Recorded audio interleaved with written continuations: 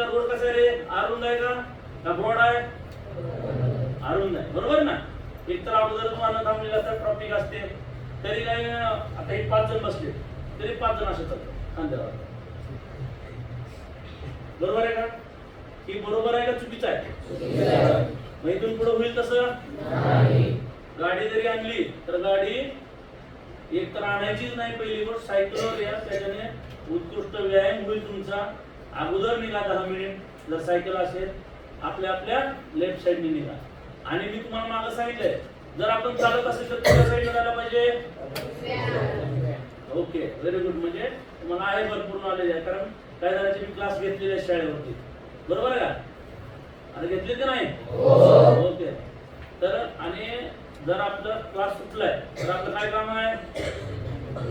आपलं घरी जायचं. तुम्ही काय करता? मुली कमी आहेत, मुलींचं प्रमाण 20-22% आहे, पण मुलांचं कमीत कमी 75 ते 80% मुलांचं प्रमाण असं आहे की उगाच चार चौघ गोळा होतात आणि कुठेतरी चौकात थांबतात, गप्पा मारतात. काही गरज नाही ना. तुम्हाला गप्पा मारायच्या तर घरी जा. काय एखादा आपल्याला समजा काही कॉम्प्लिकेटेड प्रश्न आहेत, सरांना विचारा, वर्गात विचारा.